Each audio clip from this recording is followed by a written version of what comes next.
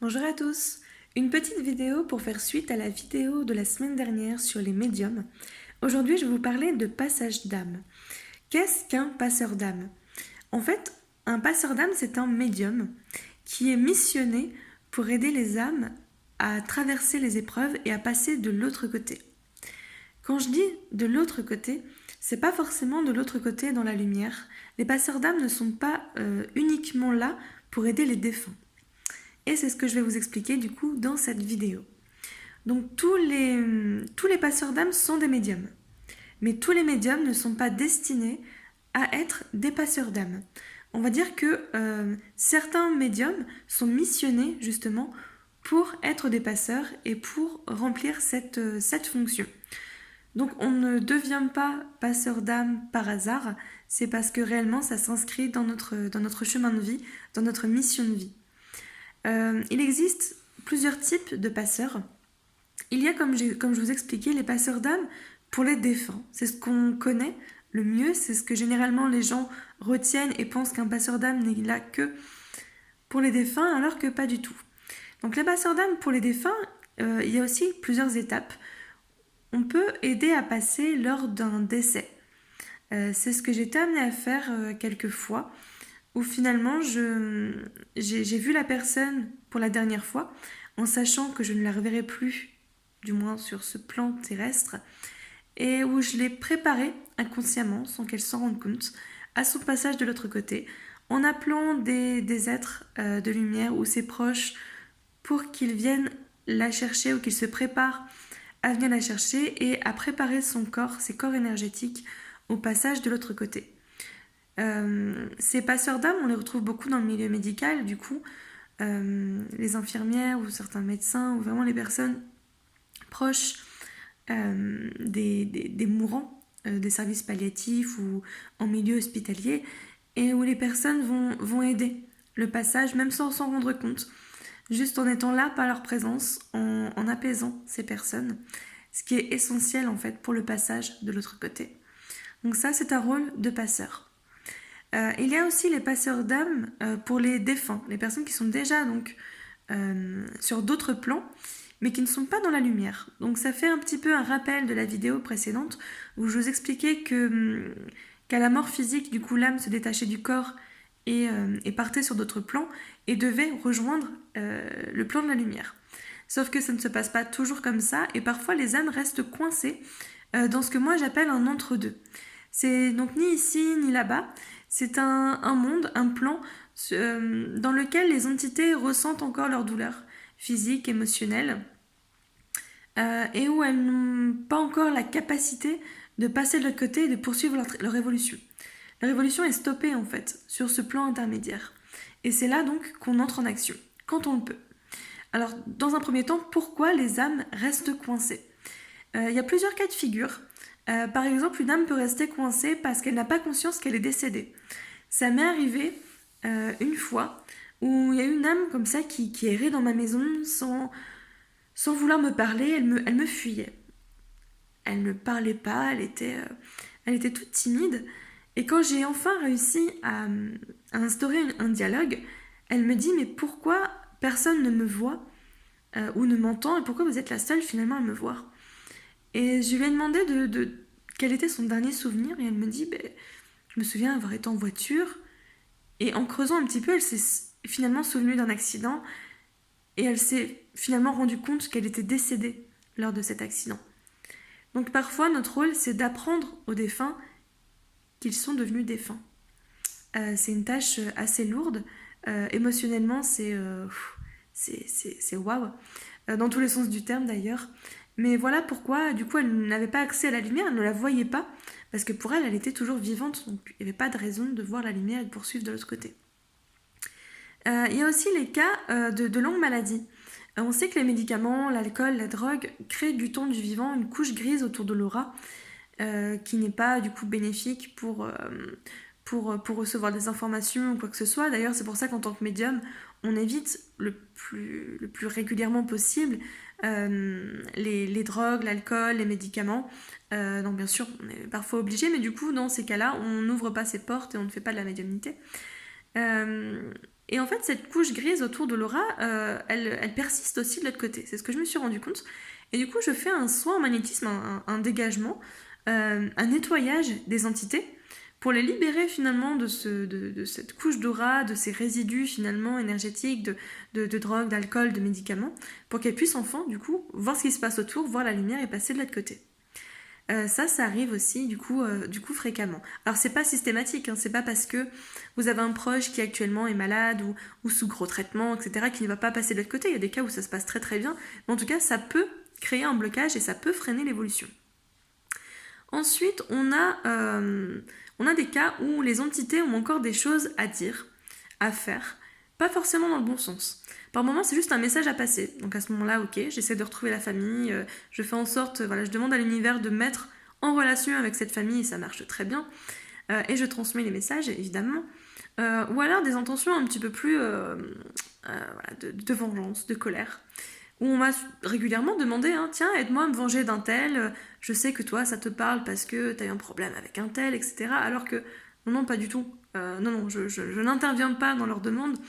Je leur dis gentiment que je ne les aiderai pas à se venger de qui que ce soit ou à faire quoi que ce soit de délictuel ou de vengeance. Par contre, je leur propose de l'aide thérapeutique finalement, en leur disant que je peux les aider à gérer leur colère et à passer de l'autre côté en toute sécurité.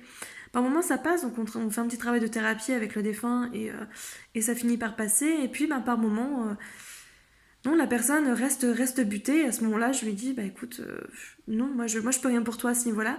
Reviens quand tu seras décidé à passer de l'autre côté ou à évoluer positivement. Mais en tout cas, voilà, moi je te ferme la porte à ce moment-là. Mais c'est une raison que pour lesquelles les défunts ne veulent pas passer, parce qu'ils veulent encore agir sur les vivants et faire des choses qu'ils n'ont pas eu le temps de faire ou de dire, du coup beaucoup plus positivement. On a des cas aussi où les défunts n'acceptent pas leur décès. Ça arrive, ça m'est arrivé aussi de croiser un défunt comme ça, qui est là depuis très très longtemps, qui bloquait du coup une maison, qui avait causé pas mal de soucis. Du coup, on avait instauré un petit contrat de colocation. Et cette personne n'acceptait pas son deuil. Et donc j'ai essayé de l'apaiser avec de l'encens, avec du magnétisme, avec mes paroles. Ça l'aidait, mais il me dit non, je suis pas prêt et j'ai encore envie de souffrir. Il acceptait tellement pas son décès, il s'en voulait tellement d'avoir laissé ses proches qu'il voulait se faire souffrir, se faire du mal encore. Il voulait encore revivre son deuil, encore et encore et encore, à cause de cette culpabilité. Et ça, c'est un des blocages. Et dans ces cas-là, on ne peut rien faire. À part les apaiser, à part être là, à part leur dire de revenir quand ils seront prêts.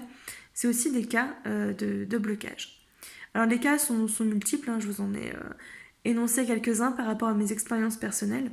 Mais voilà pourquoi les entités peuvent rester bloquées.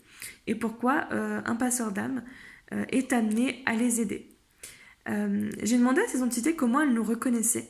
Ça me paraissait pertinent à ce moment-là. Et les entités me disent qu'on émet une lumière, un peu au niveau du chakra coronal ici, qui est finalement le chakra qui ouvre les portes vers les autres plans. Et on émet une lumière qui permet de nous différencier finalement des autres vivants et médiums, et qui leur envoie le signal de « cette personne peut nous aider ». Par contre, tous les passeurs émettent cette lumière, qu'ils en aient conscience ou pas.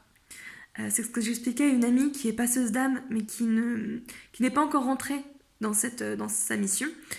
Elle est très sollicitée par les défunts. Elle me dit, mais moi je peux rien faire, je suis pas passeuse. Je lui dis, si, tu es passeuse d'âme, c'est juste que tu ne l'as pas encore reconnue. Mais par contre, tu émets déjà cette lumière. Donc si tu ne te sens pas prête, et ça c'est un message que je vous transmets, si vous êtes du coup passeur, que vous le savez plus ou moins, mais que vous n'êtes pas encore rentré dans cette mission, et que vous êtes du coup très régulièrement sollicité, n'hésitez pas à poser vos limites et à dire aux défunts, écoute là, donc je sais que tu m'as reconnu, moi je peux rien faire, je suis pas en état, je suis pas prêt, et envoyez-le vers quelqu'un d'autre.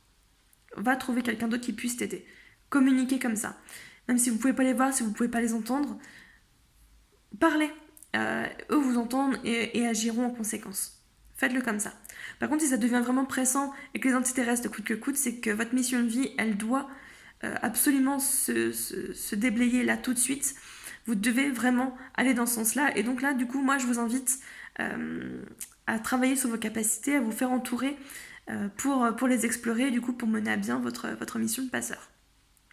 Donc c'est comme ça que les défunts nous reconnaissent, et c'est comme ça qu'on peut les aider à passer, du coup, ou pas, de l'autre côté, parce qu'on ne force pas une âme à partir.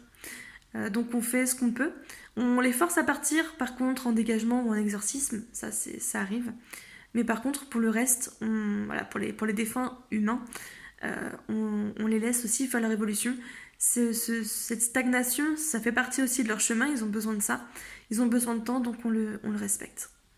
Il y a aussi des passeurs d'âme, comme j'expliquais tout à l'heure, pour les vivants.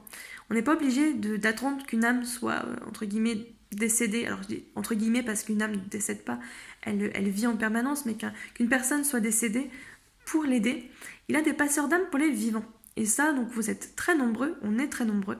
On peut cumuler plusieurs casquettes. Moi, personnellement, je suis passeuse d'âme pour les défunts, de cet entre-deux, et aussi pour les vivants. C'est pour ça que je vous propose mes guidances. Et comment ça fonctionne avec les vivants? Eh bien, écoutez, c'est aider les personnes qui traversent des étapes difficiles dans leur vie, et on les accompagne. On les aide à retrouver leurs ressources, et on les accompagne, entre guillemets, de l'autre côté de leur montagne. Et c'est ce qu'on fait. C'est ce qu'on fait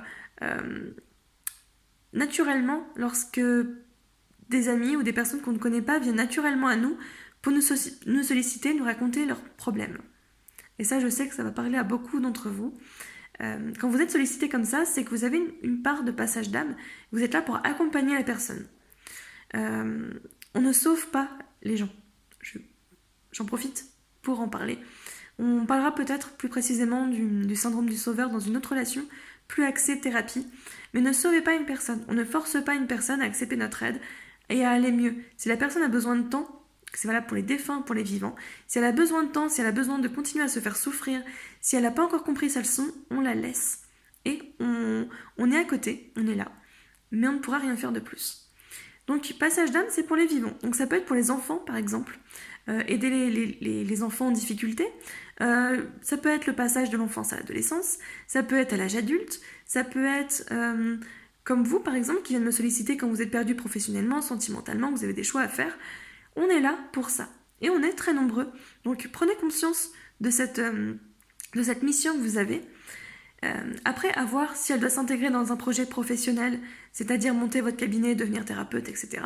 Ou si c'est juste à l'étape amicale, familiale, mais ayez conscience. Dites-vous, ok, je suis passeur. Prenez ce rôle très au sérieux. Prenez ce rôle du coup avec professionnalisme et respect, dans le sens où on ne sauve pas les gens, où on n'impose pas ses idées, on n'impose pas ses valeurs. On est juste là pour écouter, pour entendre. On sait où on doit amener la personne, on sait quand on s'écoute comment l'amener, quoi lui dire, pourquoi, comment. Mais le but vraiment c'est de reconnecter la personne à ses ressources, de travailler sur ses blocages, sur sa confiance, sur ses mémoires, sur ses liens toxiques, de lui redonner tout ce qu'il faut, de lui tendre la main, de l'accompagner jusque de l'autre côté et la laisser évoluer. C'est comme ça que ça fonctionne. Donc voilà cette petite vidéo du coup sur les passeurs d'âme. Si ça vous intéresse d'ailleurs de savoir peut-être si vous êtes réellement passeur ou pas, je propose des petites guidances rapides à 20 € sur les capacités, où je vous fais du coup un tirage sur vos capacités en médiumnité, en intuition et en magnétisme. Du coup, je fais les 3 axes pour voir un petit peu où en sont vos capacités, si vous devez les développer ou pas dans cette vie, comment, éventuellement, sous quelle forme ça peut évoluer. Mais du coup, si vous êtes intéressé, je propose ça. C'est des guidances donc par écrite, règlement par PayPal ou chèque ou autre. Ça, on en discute du coup en privé, mais c'est un petit PDF que je vous envoie avec cette guidance.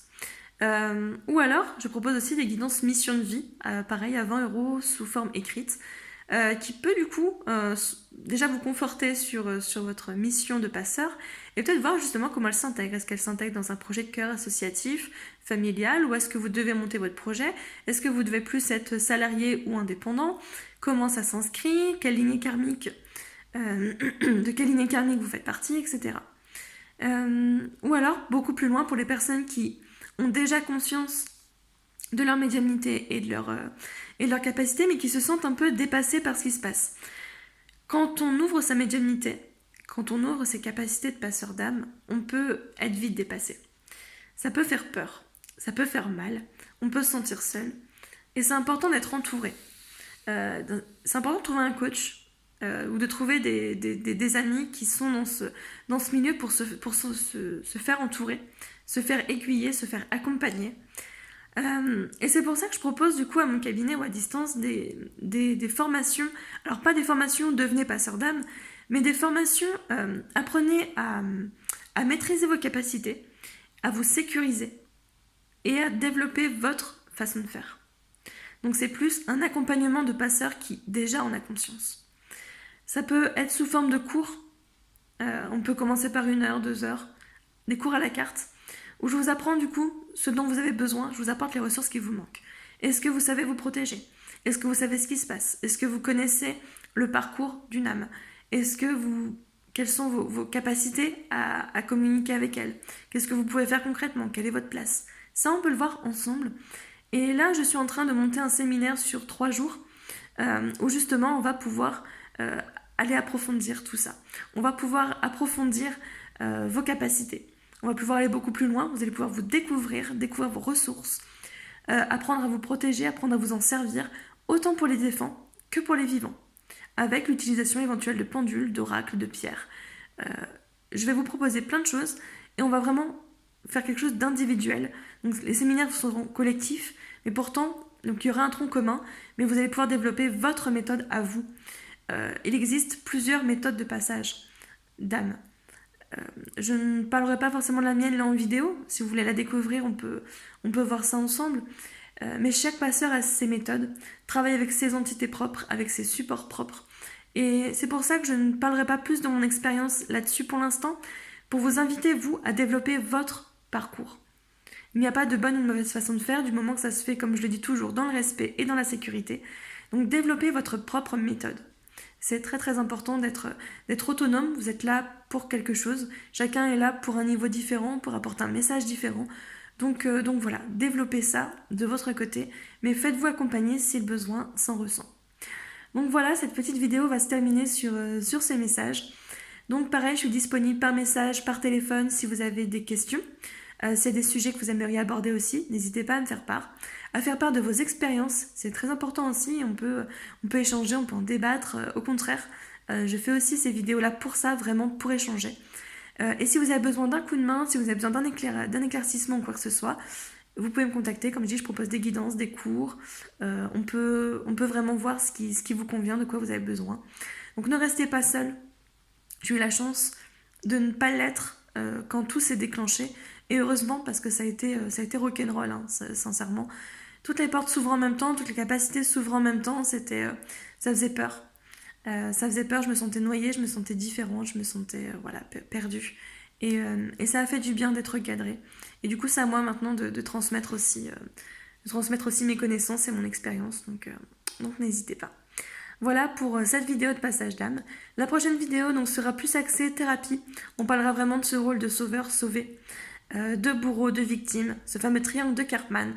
Donc je vous invite à suivre cette vidéo la semaine prochaine ou très prochainement. Je pense que pour l'instant j'ai beaucoup d'idées, j'ai une grosse envie de partage, donc ça peut arriver beaucoup plus vite que prévu. Mais en tout cas voilà, n'hésitez pas à continuer à me suivre. Je vous souhaite une très très belle journée et à très très vite.